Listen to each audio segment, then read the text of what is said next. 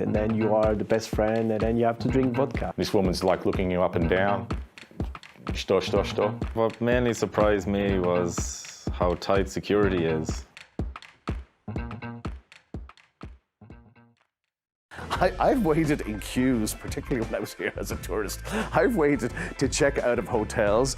I've waited to pay bills in restaurants, and I've waited, and people have come past me, and I've thought, maybe they were VIPs, or maybe they were extra special guests.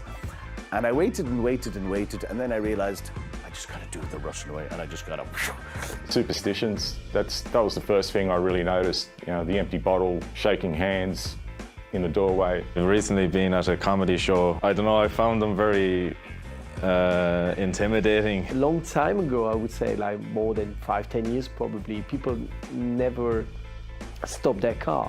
So it was really dangerous to pass on the other side of the street. One thing that really frustrates me about Russians is the driving here. It's very dangerous at times, and I've seen a lot of crashes nearly every once a week at least. Except maybe the bureaucracy everywhere, and it's a way of, but I mean, it's not everywhere, but you can find it quite a lot, but then you get used to it. That's a cultural clash. We'd consider that to be discrimination, but in Russia it's probably a little bit taken a little bit differently. A few times, because you're a глупости иностранец, they start talking, thinking that you don't understand what they're talking about, but that's pretty rare.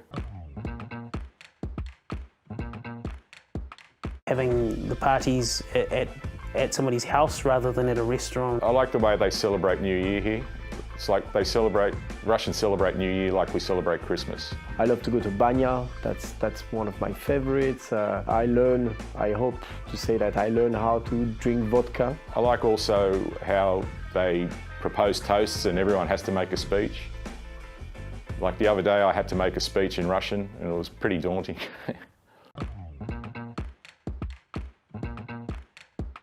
Here, when they understood I spoke English, sometimes just strangers would walk up to me and say, "Hello, how are you today?" and start talking to me. It was a bit of a shock.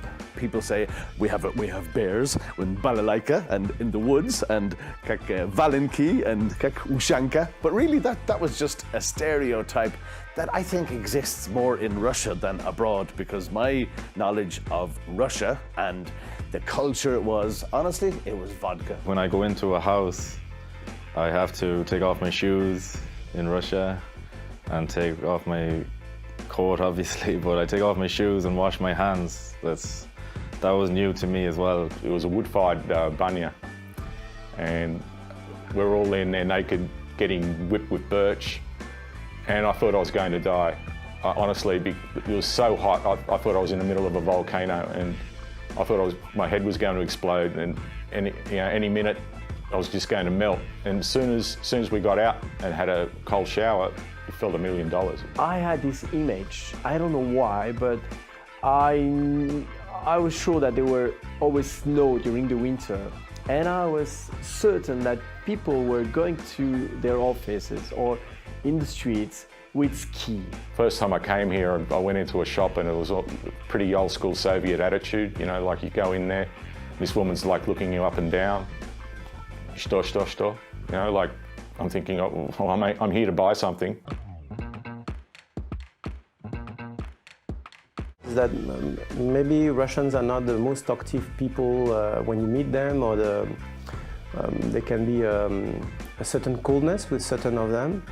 But actually this is just a facade, because I mean, at least my experience with Russians, they can be extremely warm. I think that Europeans sometimes are looking for the eyes just to say hi or something. The Russian don't want to be disturbed or don't want probably to speak with people, so sometimes they're just I would say discreet, and they're doing their stuff, and they just don't want any interactions. Dining is something that is important in the Russian culture. So if you get a chance to be invited to the home of some Russians, you'll sit down and have some zakuski, which are like some appetizers, maybe drink a bit of alcohol.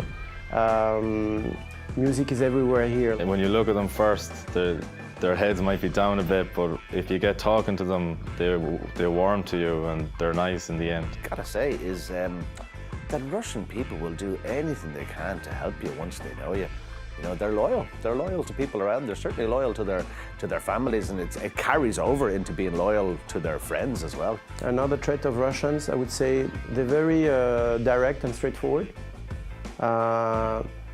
which can be surprising at the beginning, but I got used to it, and now it's fine with me. So I think it's the way it is. When I'm catching a bus or catching the metro, everyone likes to go in the front door and then just stop. They don't go and sit down like normal people. 10 seats over there that are empty, but everyone stands next to the front door and ready to hop off maybe, or they don't want to miss their stop, I'm not sure, but they all just stand around the front entrance.